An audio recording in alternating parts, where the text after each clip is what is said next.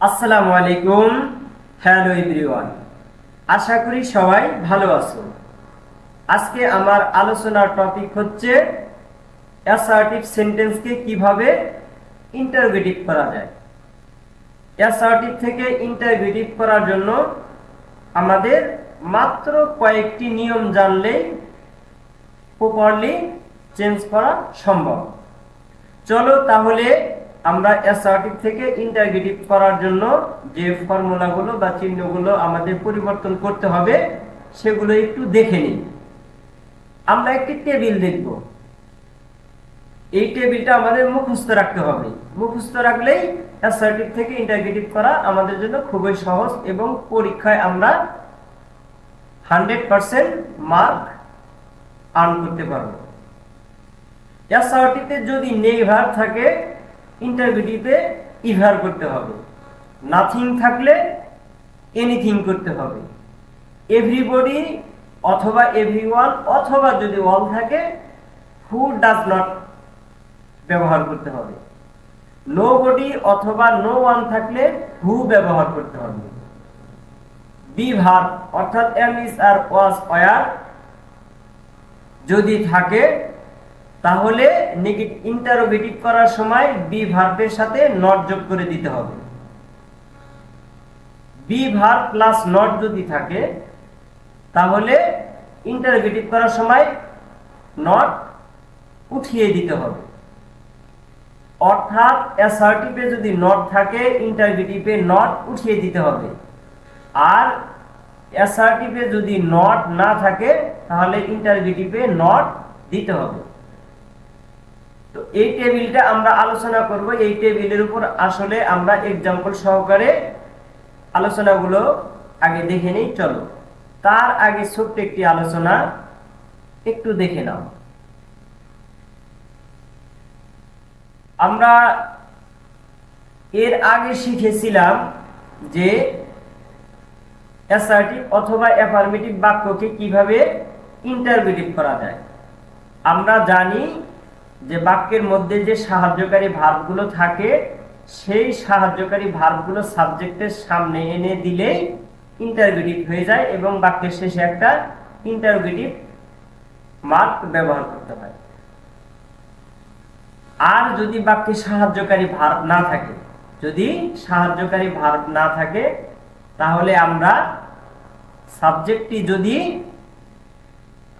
First person অথবা second person হয় তাহলে আমরা কি ব্যবহার করি? ডু ব্যবহার করি। আর যদি থার্ড পারসন সিঙ্গুলার নাম্বার হয় তাহলে আমরা ডাজ ব্যবহার করি। তাহলে আমাদের ইন্টারোগেটিভ হয়ে যায়। যেমন এইখানে দেওয়া আছে আই গো দেয়ার। যেহেতু সাবজেক্টটি ফার্স্ট পারসন, ইন্টারোগেটিভ করার জন্য আমরা সাবজেক্টের আগে কি ব্যবহার করেছি? ডু ব্যবহার করেছি। ডু আই গো দেয়ার এবং শেষে একটি প্রশ্নবোধক চিহ্ন ব্যবহার করেছি। আবার এখানে দেখো হি গোজ দেয়ার। এখানে সাবজেক্টটি থার্ড পারসন সিঙ্গুলার নাম্বার, সেই জন্য আমরা ইন্টারোগেটিভ করার সময় কি ব্যবহার করেছি? ডাজ ব্যবহার করেছি। ডাজ হি গো দেয়ার। এখন যেহেতু দুইটা বাক্যই প্রেজেন্ট টেন্সে আছে, যদি এগুলো পাস্ট টেন্সে থাকতো তাহলে আমরা ডু অথবা ডাজ এর বিপরীতে ডিড ব্যবহার করতাম। আশা করি আলোচনাটা তোমরা সুন্দর করে বুঝেছো। এবার আসি অ্যাসার্টিভ থেকে ইন্টারোগেটিভ করার মূল আলোচনায়। চলো তাহলে দেখি। আমরা টেবিলে দেখিয়েছিলাম যে বাক্যে যদি নেভার থাকে তাহলে ইন্টারোগেটিভ করার সময় ইভার ব্যবহার করতে হয়। আই নেভার গো দেয়ার। তাহলে আমরা কি ব্যবহার করেছি? আই ইভার গো দেয়ার। এখানে নেভারের পরিবর্তে ইভার ব্যবহার করেছি। বাক্যের আর কোনো পরিবর্তন হয়নি, কিন্তু আমরা সামনে একটি ডু নিয়ে এসেছি। কিসের জন্য? আমাদের ইন্টারোগেটিভ করার নিয়ম হচ্ছে অবশ্যই সাবজেক্টের সামনে শুরুতেই একটি সাহায্যকারী বা অক্সিলারি ভার্ব নিয়ে আসতে হবে। যদি বাক্যে এম ইজ আর ওয়াজ আর হ্যাভ হ্যাজ এইগুলো সাহায্যকারী ভার্ব যদি না থাকে তাহলে আমাদের ডু ডাজ অথবা ডি সামনে নিয়ে আসতে হয়। যেহেতু এখানে এম ইজ আর ওয়াজ আর কোনো সাহায্যকারী ভার্ব নেই সেই জন্য আমরা ডু নিয়ে এসেছি, যেহেতু এখানে সাবজেক্টটি ফার্স্ট পারসন। ডু আই ইভার গো দেয়ার, এবং শেষে অবশ্যই একটি প্রশ্নবোধক চিহ্ন ইউজ করতে হবে। দ্বিতীয় example, there was nothing to say. বাক্যে যদি নাথিং থাকে তাহলে ইন্টারোগেটিভ করার সময় এনিথিং ব্যবহার করতে হবে। দেখো, দেয়ার ওয়াজ নাথিং টু সে।